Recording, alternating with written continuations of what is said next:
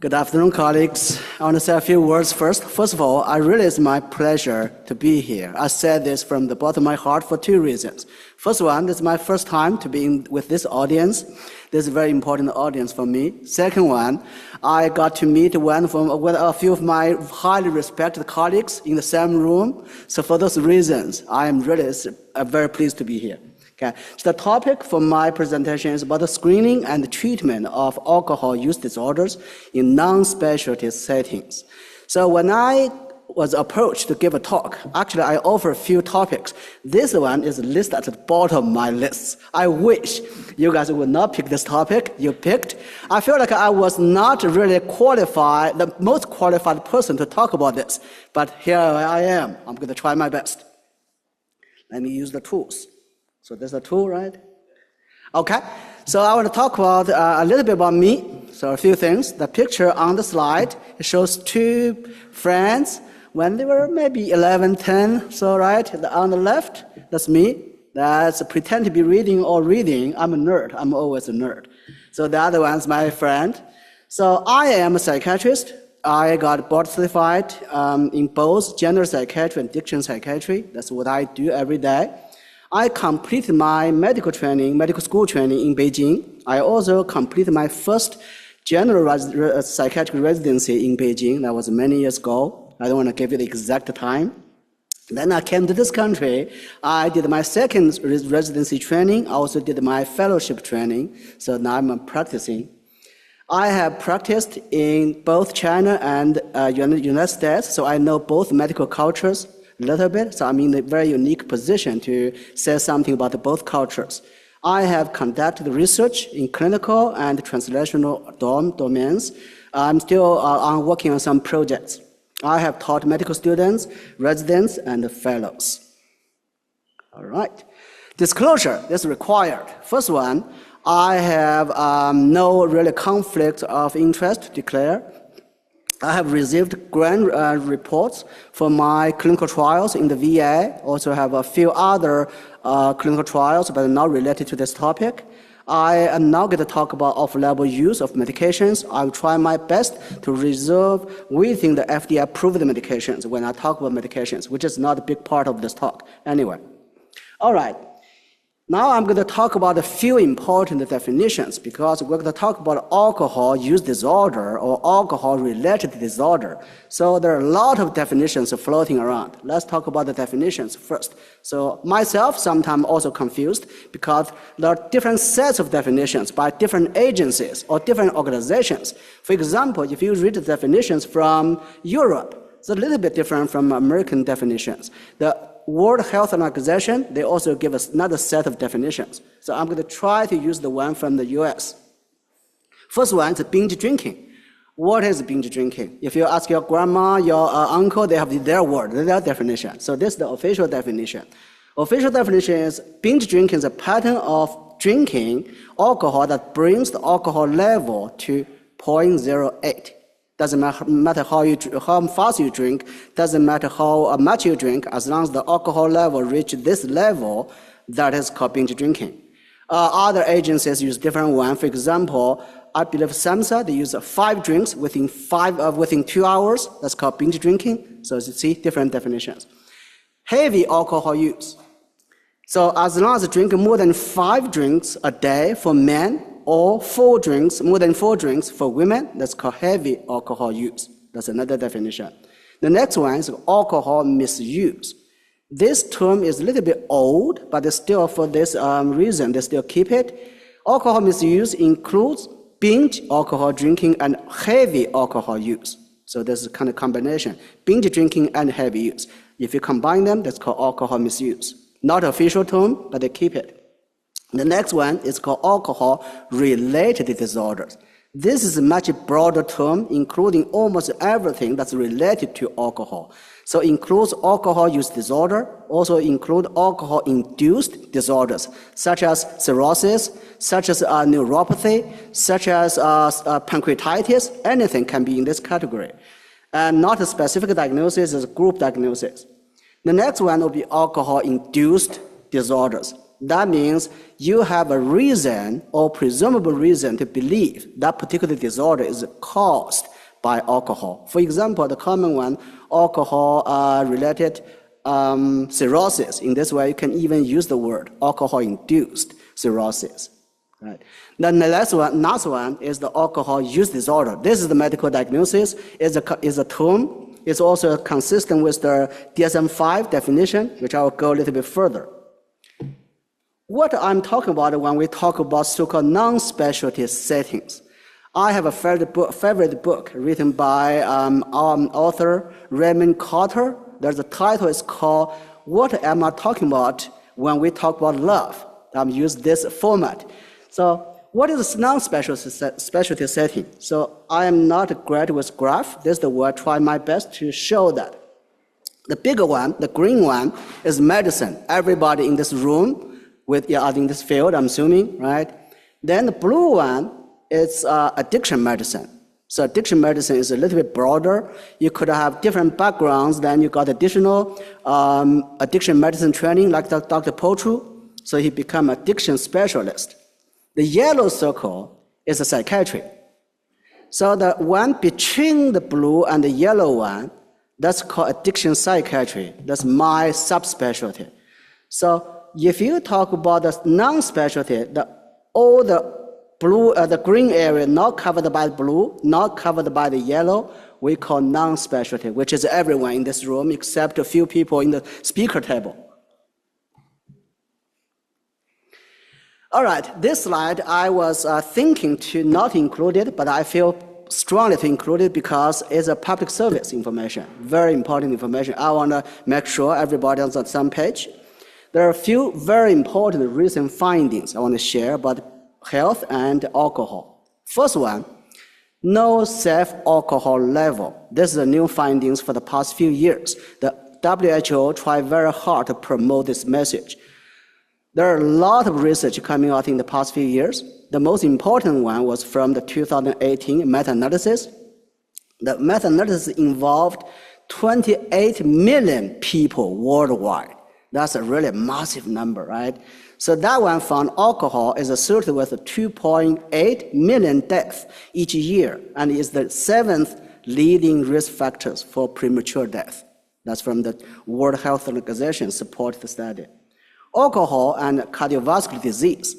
In the past, there's a common notion or misnotion about the link between moderate alcohol use and decreased risk of cardiovascular death. A lot of people heard about that, right?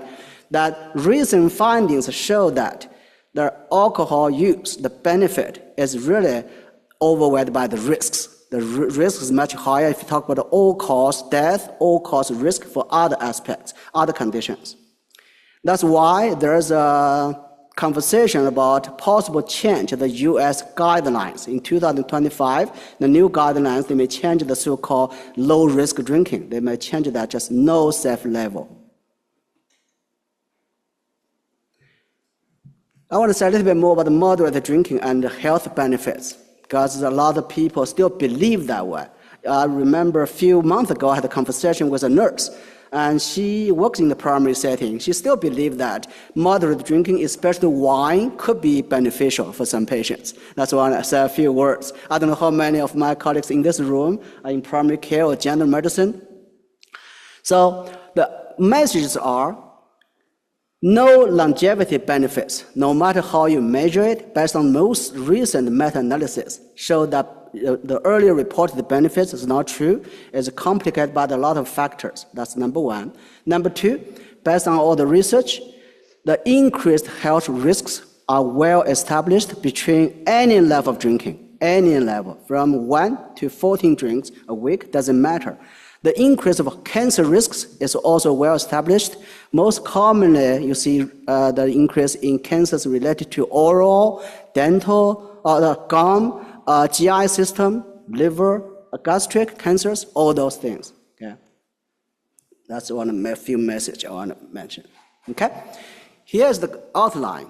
I was asked to give an outline for this talk, so this is the outline. First one, I'm going to talk about alcohol use disorder in various medical settings.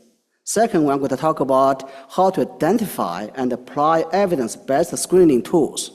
Where a lot of screening tools are available, but which are evidence-based, which are the one recommended by the research data. Number three, I'm going to talk about how to develop patient-centered interventions.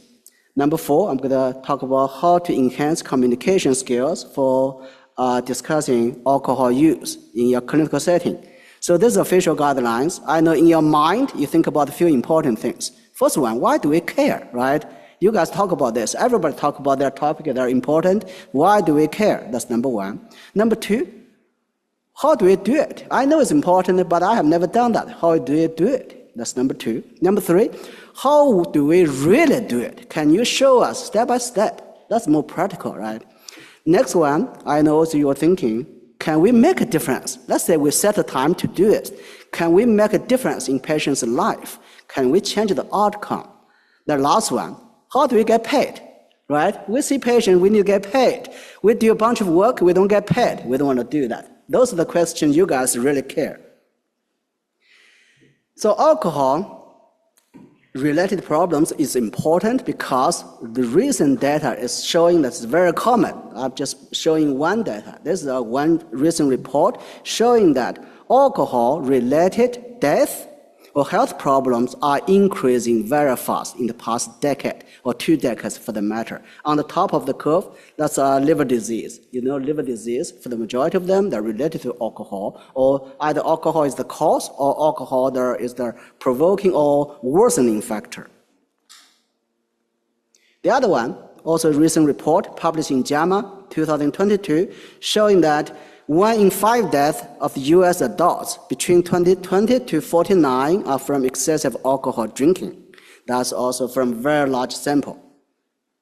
Even more, another well-funded, well-designed study conducted by a group of scientists from the National Institute of Alcohol Abuse and Alcoholism, showing that in the past decade, the diagnosis of high-risk drinking and alcohol use disorder has increased by 30% for the heavy drinking, or for the high-risk drinking, and almost 50% for alcohol use disorder. Think about in your field, if in the past 10 years, the diagnosis of hypertension or diabetes jumped by 50%, what kind of attention will get?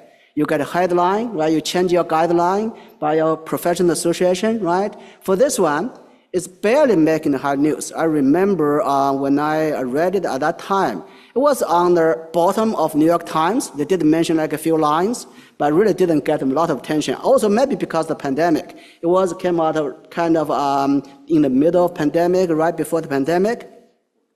Okay? The reason we care because excessive alcohol use is very common, is very costly. I want to list a few numbers. First one, the data show that more than 37 million American adults, they have binge drinking.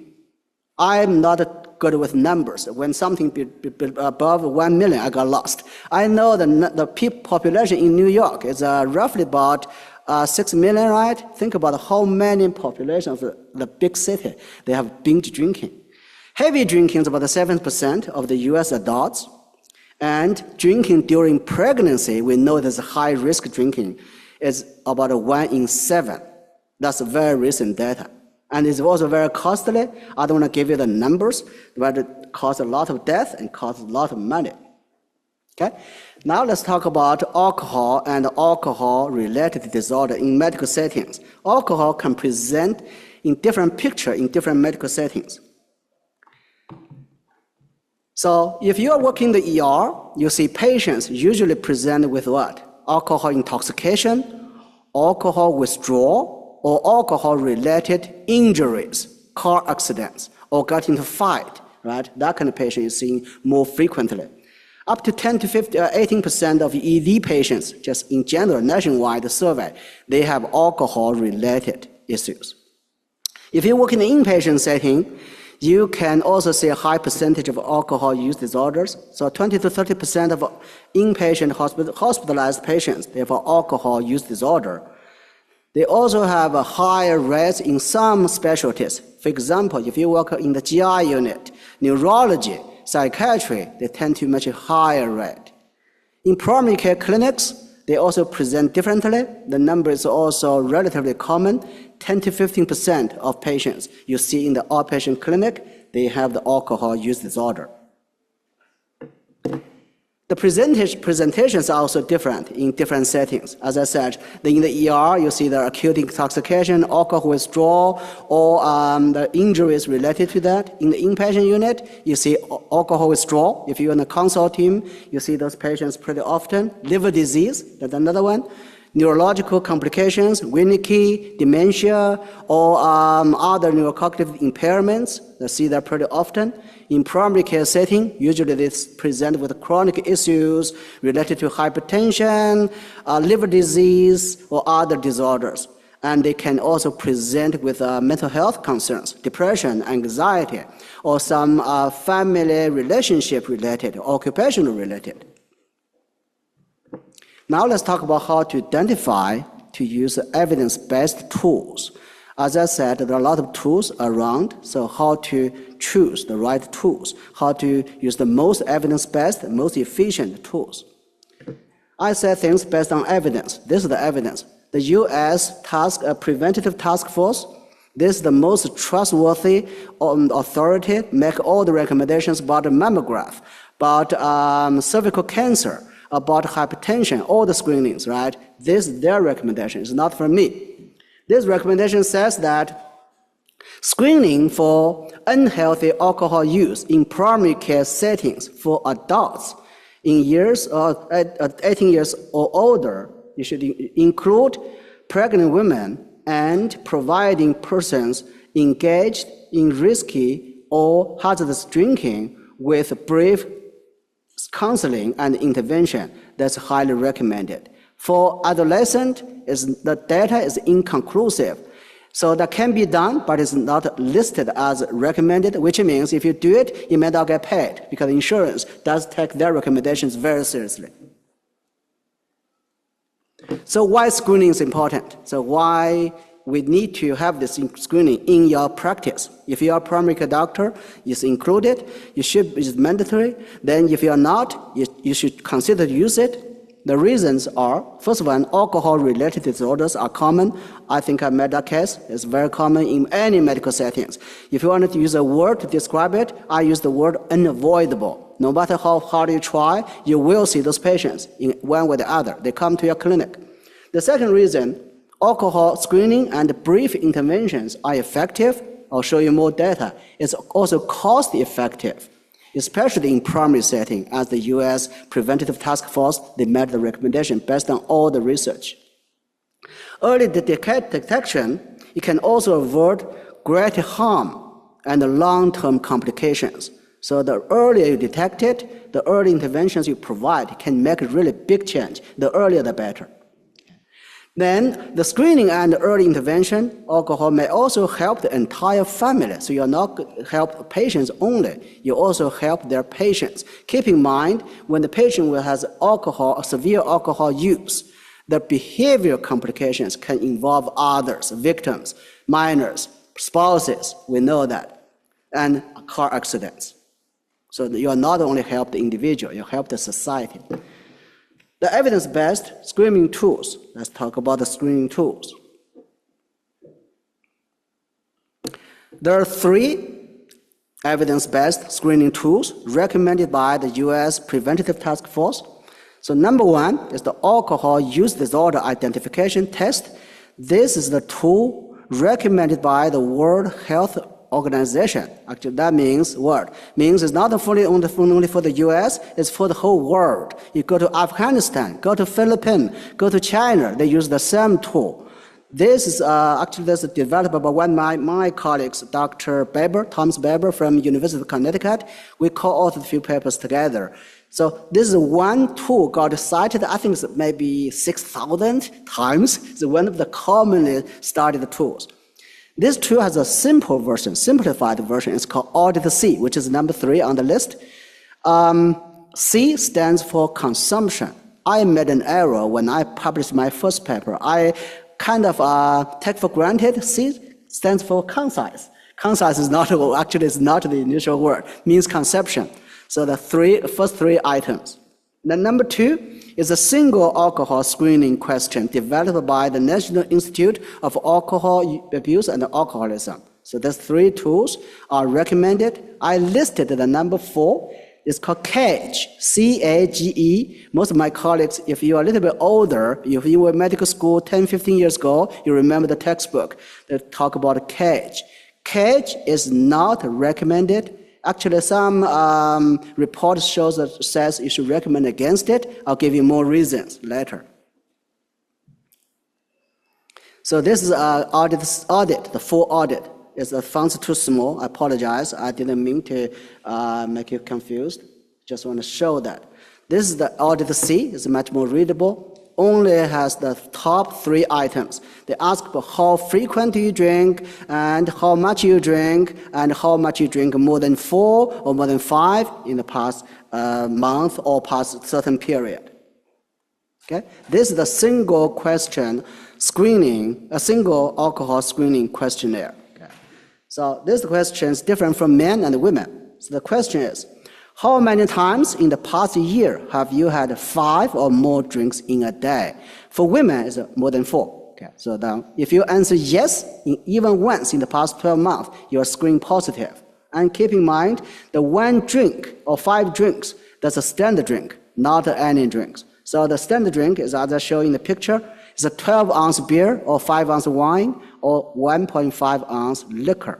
So for Jack Daniel or any liquor, usually that's the concentration, 45%, 40 to 45%. That's the size. Okay. This is the U.S. Preventative Task Force, the recommendation. Screening for alcohol should start with the audit C or single alcohol screening question. Now, again, that's the official recommendation. If the person screens positive for one of the tools, then you should proceed with more specific tools such as full audit, which is 10 items. Okay? As I emphasized, 1 drink could mean different things. Though okay.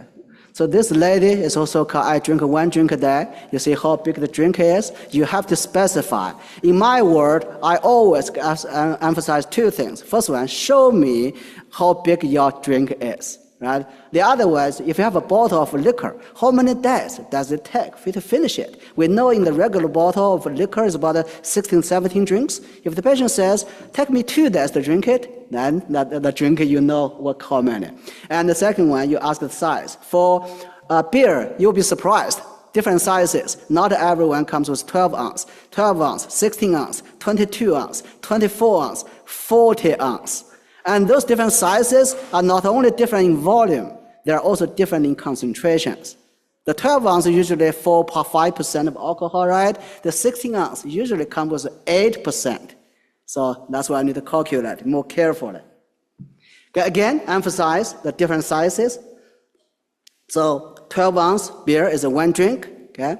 Then 5 ounce wine, usually 15 to 18%. That's called 1 drink. And 1.5 hard liquor is 1 drink. Okay?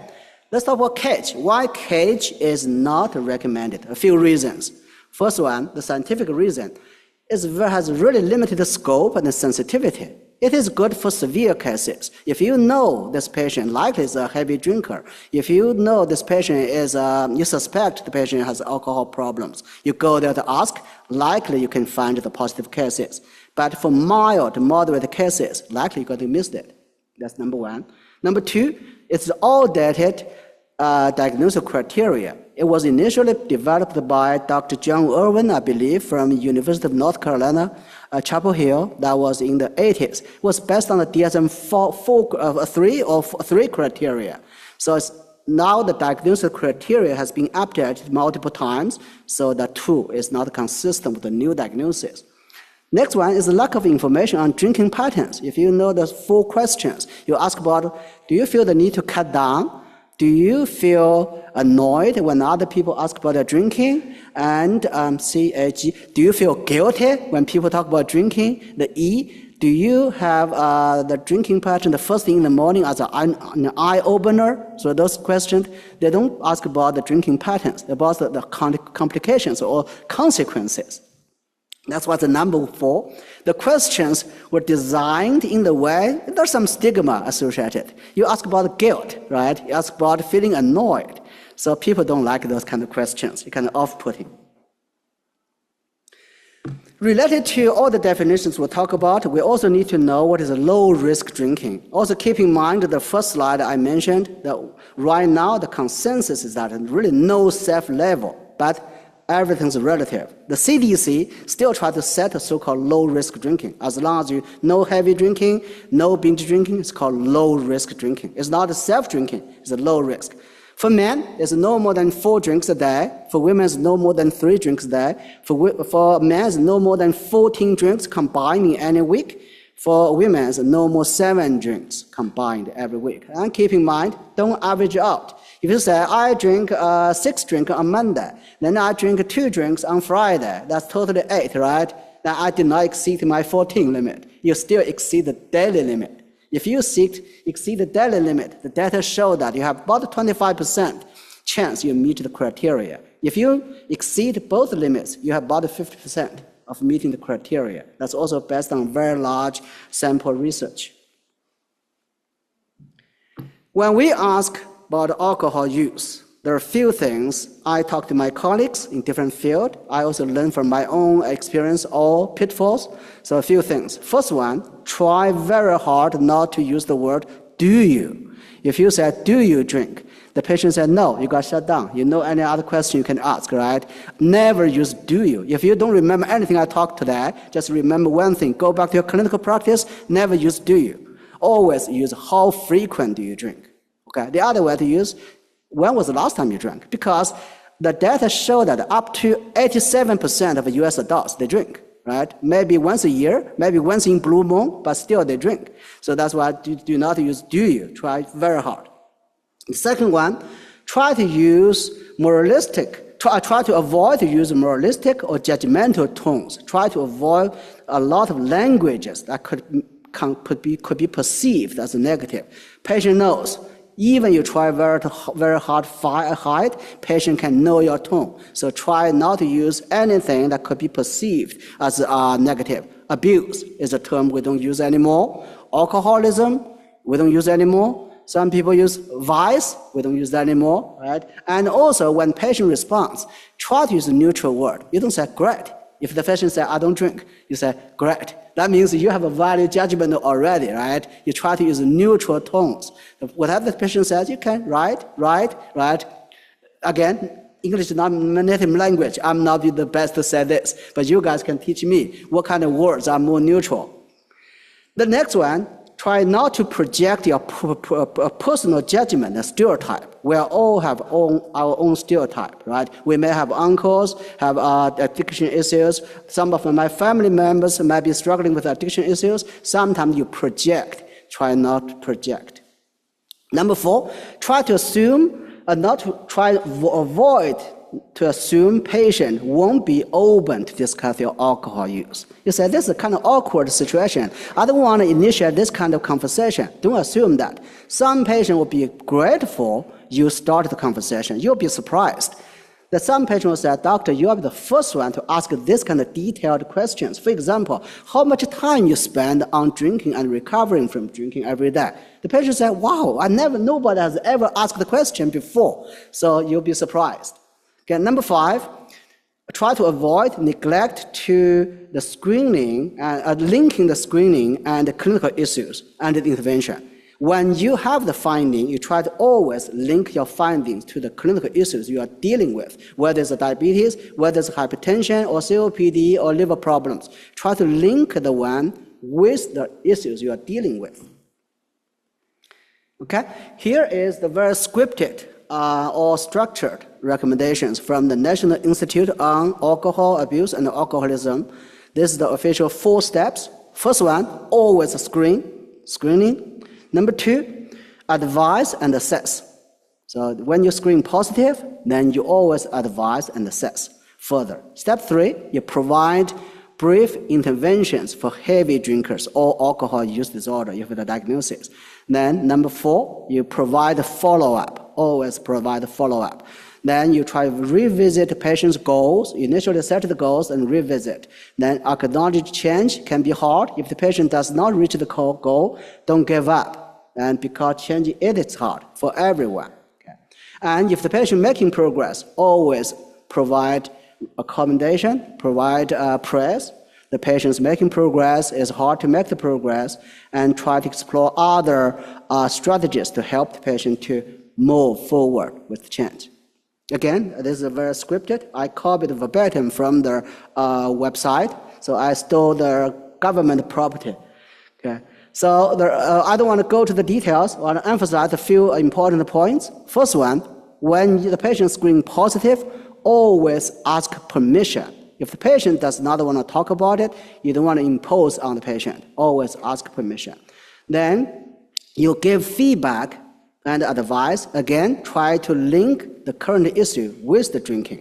Then the current risks and related to the clinical issue you are dealing with, and talk about the goals.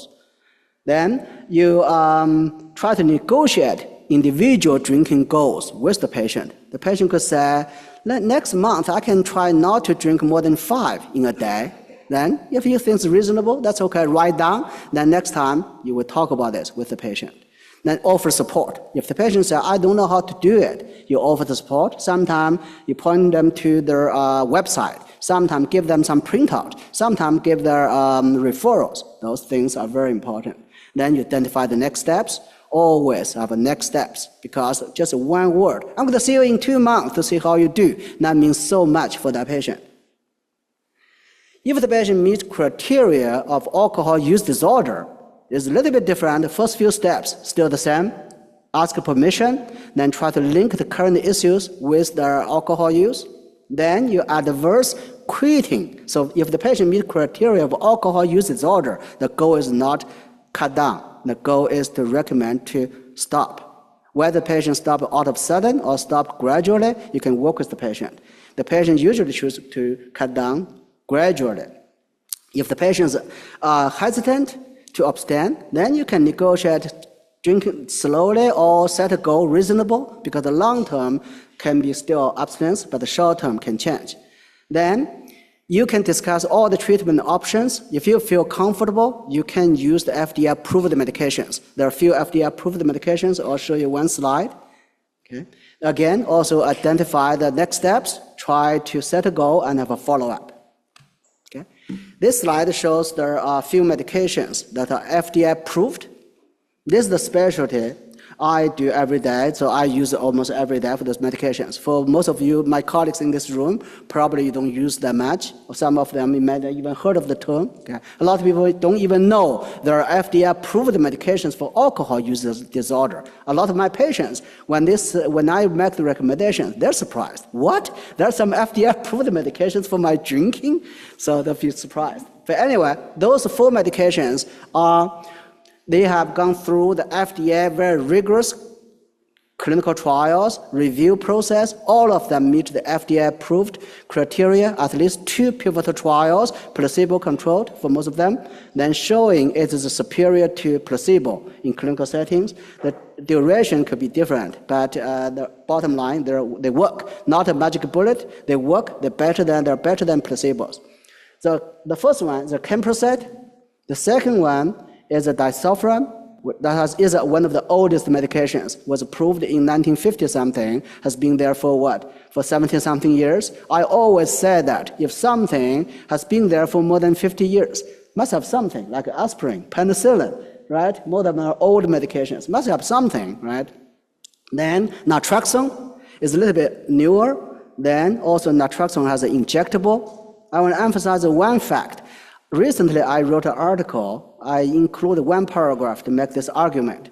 Naltrexone and Camprosate, they are recently listed as the essential medicines by the World Health Organization.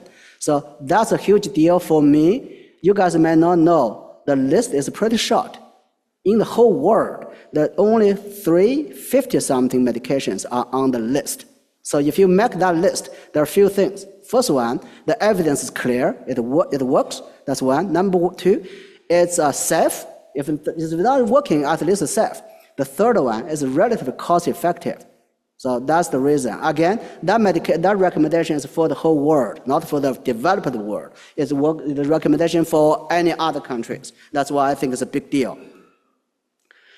For screening positive patients, there are a few considerations.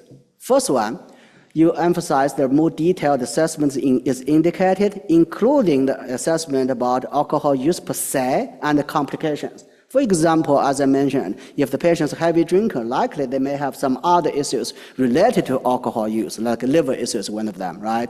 Then, if you have to decide whether the patient is meeting the diagnosis of alcohol use disorder, so you can use the DSM-5 criteria. Dr. Poultry reviewed real quick. I don't want to repeat that. I do have the slide, but I don't want to repeat that. You can have my slides.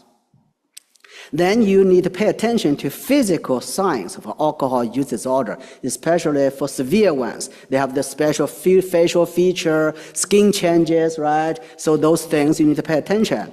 Then you also need to order labs. Some specific labs can tell you something. Some labs are not so sensitive, of course. Some labs are relatively sensitive. For example, you can order the liver function. The AST is relatively sensitive. GGT is more sensitive. It's a little bit more specific. And for severe cases, you might be able to see changes in their CBC results. And you also need to assess whether the drinking is causing any impairments or issues with relationships, family, work performance, those things. Okay, those are the criteria. I don't want to go to that detail. Let's skip that. Okay, the recommendation I just said is not only recommended by the U.S. authorities. I try to see things in different countries. This is the recommendations from United Kingdom. Surprisingly, the recommendations are very, very similar, almost identical.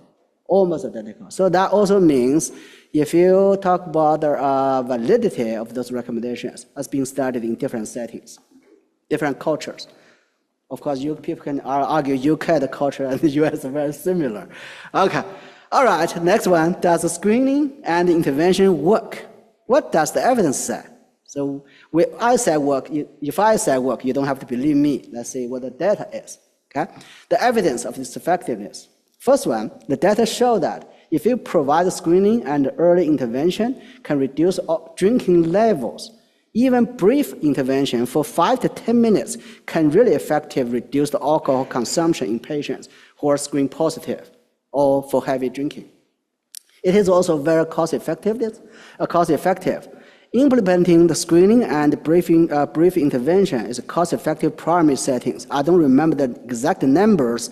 In different countries, they give different numbers, pull them together, showing that actually is working. And more important for you guys, and this is new to me. Before I prepare for this talk, I didn't know the exact the rank. It is a highly ranked preventative practice compared to other disorders. It's better than hypertension screening. It's better than cholesterol screening. It's better than cancer screening. So that's a surprise to me. That means it's more worthwhile when you consider you are busy, you need to screen so many things, right? So screening alcohol is more effective, more cost-effective than hypertension, cholesterol, and it has significant public health impact. Let's talk about brief interventions and counseling. So in primary care setting, as being this is one of the focus, the National Institute of Alcoholism, Alcohol Abuse and Alcoholism, they recommended clearly proven to be able to reduce alcohol consumption and related harms. Meta-analysis showing that brief intervention is also working relatively effective.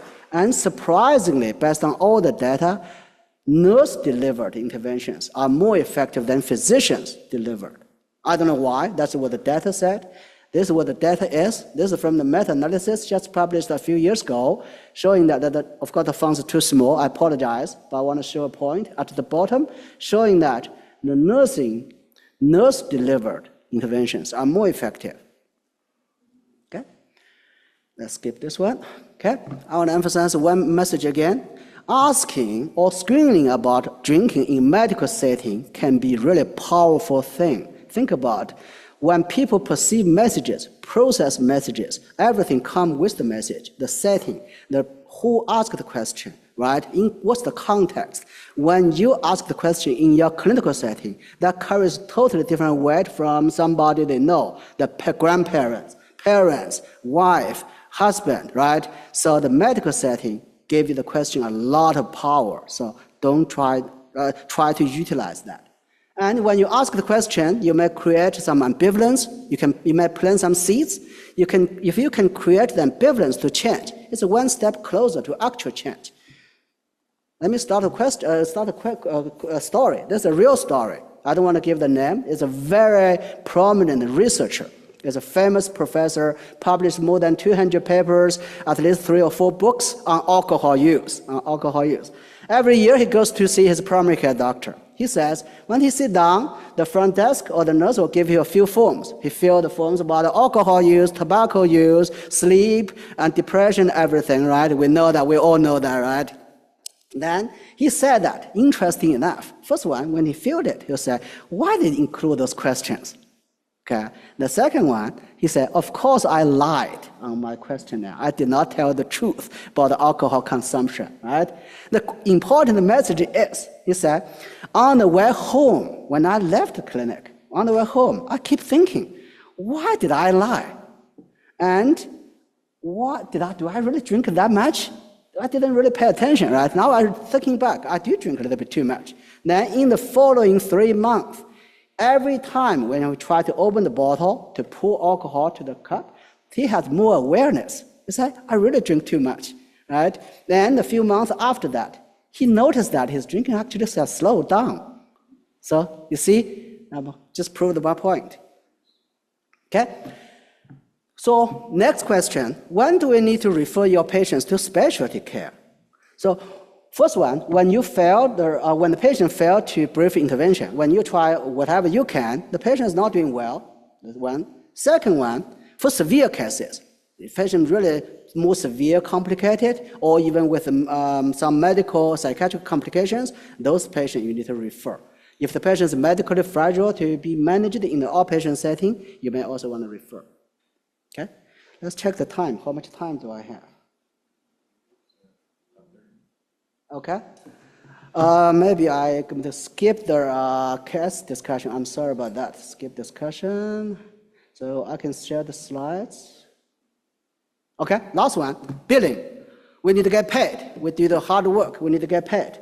So I check the billing for the most recent one.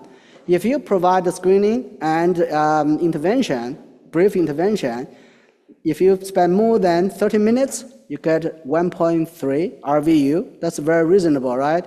Even if you do 15 minutes, 15 to 30 minutes, you got 0.65 RVU. Okay? All right, this is the last one, take-home messages. First one, you can make a difference.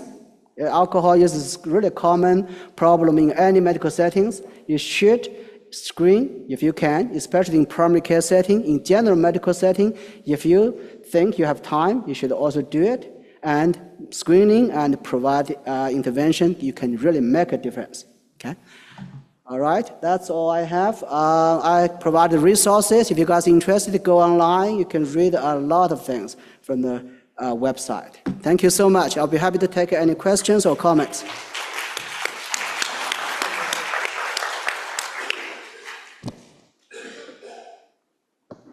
Are there any questions for Dr. Tang? Yeah, okay.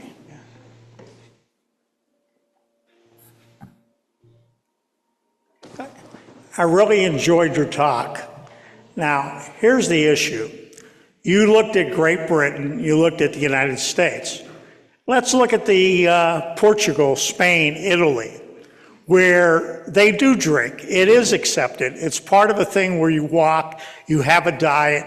So one thing doesn't fit all. And I think that's an important issue in this whole thing. What's your thoughts about that? I didn't hear the question clearly. Well, no, the question is, you showed the data saying that any drinking is wrong. I would say that's not correct. It depends. We are human beings within a social context. If we have a family, eating and drinking is part of the communal effort. If you then do it, you walk, you have pets, you do things. Drinking has been going on for thousands of years. That's the question. I totally agree with the cultural value or social value of drinking, but health value, I have to go with the data.